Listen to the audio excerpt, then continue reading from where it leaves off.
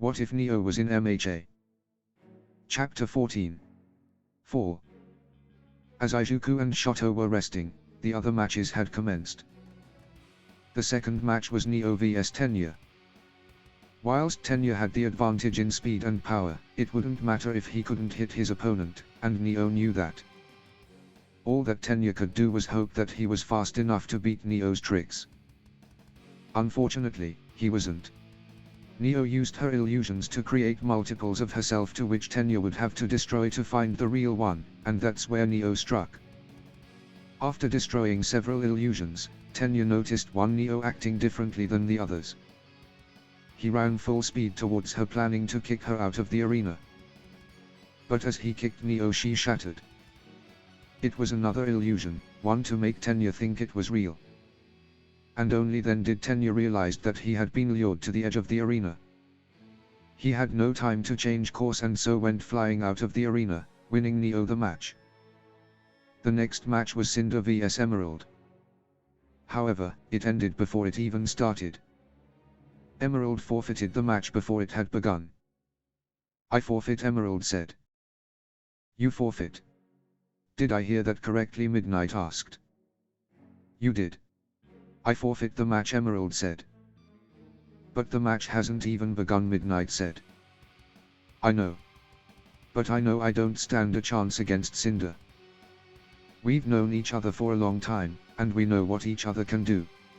I can't do anything against her to win this match. So it's better to surrender now than go from brown to black," Emerald said. "I wouldn't go that far," Cinder said. "Very well. Emerald's astray, I surrenders. Cinder 4 will advance to the next round," Midnight announced. The crowd was disappointed that there wouldn't be a match. The heroes on the other hand had a different point of view. They saw Emerald's surrender as an indicator on how powerful Cinder was. "Good job buttering me up," Emerald Cinder said, as they left the arena. "I wasn't buttering you up, Marum. Those were my honest thought," Emerald said. "Whatever they may be, it worked." "Good job," Cinder said. "Thanks," Emerald said, with glee. "Now, it's time for Mercury to put on a show." The next match was now going to be between Mercury and Bakugo. And it would be one hell of a match. Mercury leaped into the air and brought his leg down on Bakugo. Bakugo blocked it with both his arms. Bakugo then stretched his arm out towards Mercury and began to set off an expulsion. Mercury used his other leg to push himself back. He countered, but to no avail. Present Mike yelled. "Nice try, but that's not going to work on me," Explosive Pomeranian Mercury said. Bakugo grunted. "He hits like a truck. And he's still going strong. What is this guy made of? My explosions don't seem to be effective. Or could it be his quirk? Something to do with his legs perhaps. He has been blocking every one of my attacks with them," Bakugo thought. Mercury then launched a flurry of kicks at Bakugo, to which Bakugo started to dodge. "Bakugo's having a heck of a time dodging Mercury's fierce attacks," Present Mike yelled. "Trying to wear me out, are you? Well, too bad, I have nothing to tire out," Mercury said. Mercury then landed a large blow on Bakugo's abdomen. Bakugo was sent flying back and crashed to the ground. As he struggled to stand, he threw up. "You stay over there for a while. I don't want you throwing up all over my legs," Mercury said. You're really starting to piss me off," Bakugo said. "I'm only now starting to piss you off. Wow, I must be losing my touch," Mercury said. Bakugo then stood up. "Well, it's time to end this," Mercury said. Mercury leapt towards Bakugo and brought his leg down on him once again, but this time, Bakugo dodged with an explosion. Bakugo dodges the final blow. "He's not done yet," Present Mike yelled.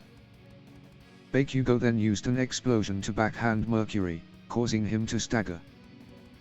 Bakugo then grabbed Mercury with one hand and used explosions from his other hand to spin Mercury around and slam him into the ground several times. Bakugo then slammed Mercury hard into the ground one final time. Mercury was unable to get up. Mercury has is unable to continue. Bakugo is the winner, Midnight announced. The crowd cheered. That's what you get, Bakugo said. No. This is what you get, Mercury yelled. Bakugo turned around just in time to see Mercury leaping forward with a kick to him. Bakugo scowled as he just managed set off an explosion aimed at his leg. The second he does so, there is a sound of something breaking. The audience gasped in shock, and Mercury reels back from the pain. My word, Present Mike exclaimed. Cut the cameras, Azawa. There were looks of surprise, horror, and hatred directly at Bakugo. My leg, Mercury screamed in pain. That's what you get, you little. Ha, Bakugo said, as Cementos, Midnight and several combat robots surrounded him. Katsuki, Bakugo, stand down, Midnight said, ready to rip her costume and release her quirk. What did you just say, Hat, Bakugo asked. Emerald then came rushing out to Mercury's side. Mercury, Emerald called out. Why'd he do that? Why'd he attack me, Mercury asked, crying hysterically. Bakugo received a disgusted scowl from Emerald, only now looking up at the screens above her to see the footage of what just transpired. Bakugo circling the crouched down Mercury until the footage cuts to him just standing there, and he suddenly set off an explosion on Mercury's leg. The sound of Mercury's leg breaking rings out, and Mercury screams and falls over in pain. It took a moment of staring at the images until Bakugo finally understood what had happened. Please, somebody help him, Emerald said. Two medical robots then came out and began attending to Mercury. There is a rip in the leg of Mercury's pants, and skin and blood are visible through the rip. We need to get this boy to Recovery Girl. Grab a blanket, one of the robots said. They get Mercury on the stretcher and rush him off, Emerald following right behind. Bakugo looks on with a horrified expression. You don't understand. He attacked me, I swear, Bakugo yelled. Stow it, Bakugo. You've already caused enough of a scene, Midnight said. Izuku got up from his seat and headed towards the infirmary. I've done what I can, but this boy will need to go to a hospital for further treatment, Recovery Girl said. What do you mean? Why can't you use your quirk, Emerald asked. My quirk uses my patient's stamina to increase the speed of recovery. If I try to use my quirk on him now, he could die. All I can do now is make him comfortable and brace his leg before sending him off to a hospital, Recovery Girl said. Recovery Girl then turned to the medical robots. Take him out front, there's an ambulance already waiting to take him away, Recovery Girl said. Roger, Roger, the robots said. The robots then took Mercury out of the infirmary and Emerald followed after them. Izuku watched them go. And what can I do for you, Midoriya, Recovery Girl asked. Oh. Nothing. I just wanted to see how Mercury was doing, Izuku said. Is that all, Recovery Girl asked. Well, no. It might be rude to say this, but something feels off about all of this, Izuku said. You're not alone, Recovery Girl said. Ha, Izuku said. Whilst I was working on Mercury's leg, something didn't feel right. Whilst I could see flesh and bone, what I felt was metal, Recovery Girl said. Metal, Deku asked. Yes. But that could easily just be his quirk, and that's what I thought at first. But other things made me suspicious. A lot of my equipment isn't working despite the fact they were working perfectly fine earlier. And it was all equipment that I would use to get a better look at injuries, Recovery Girl said. That is strange, Izuku said.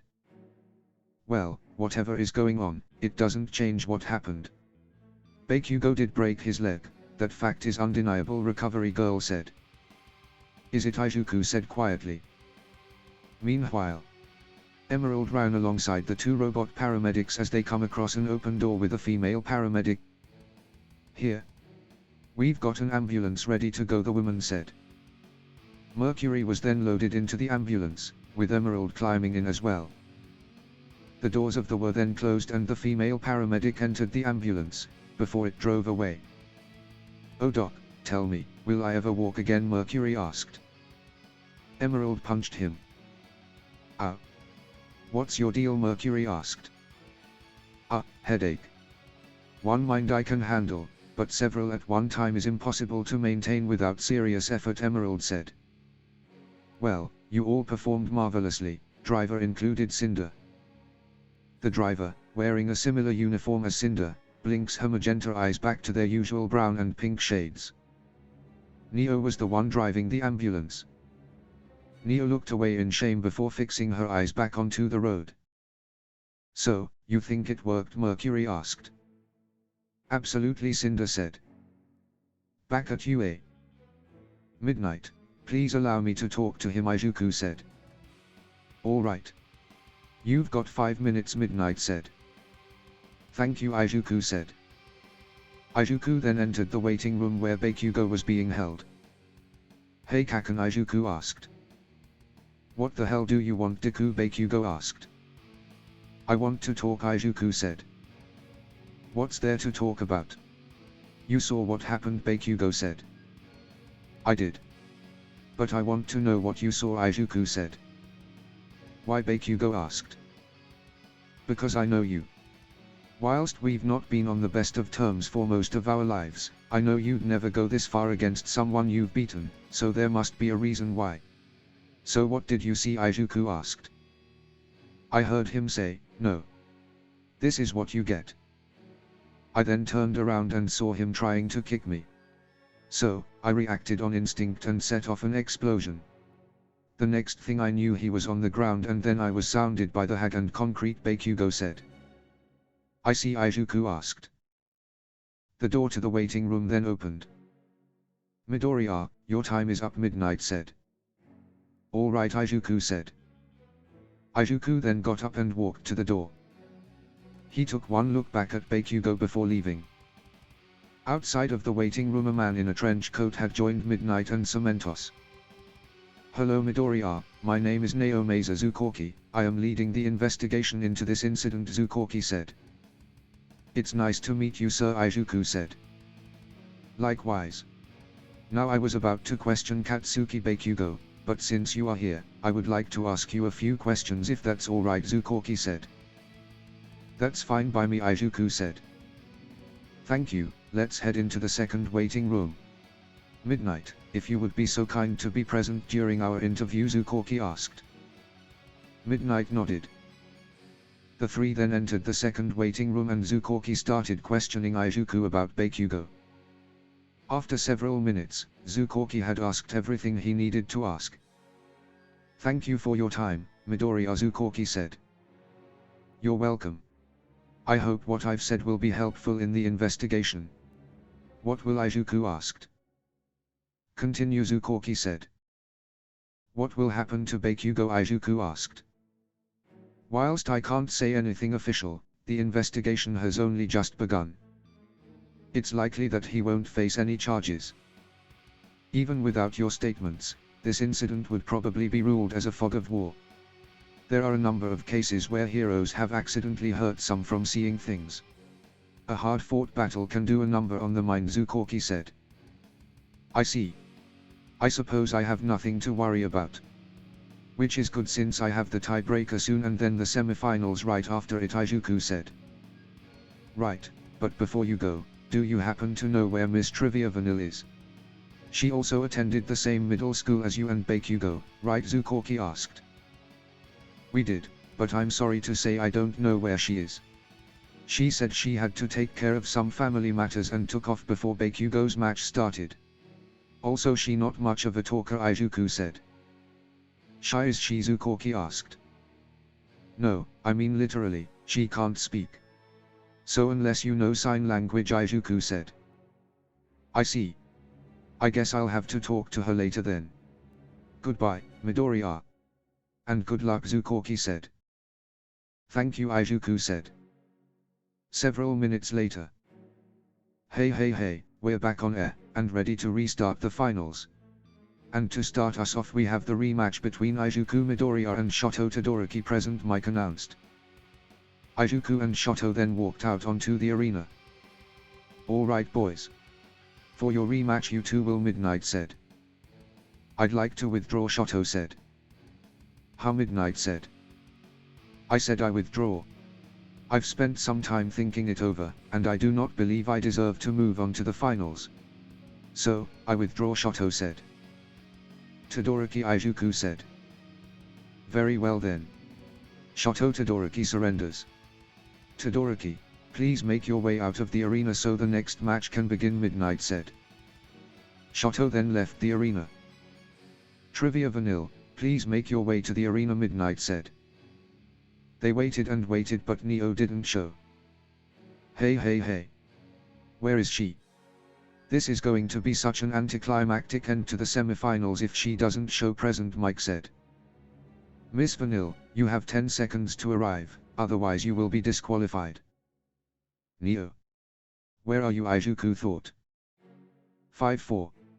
3-2, Midnight said.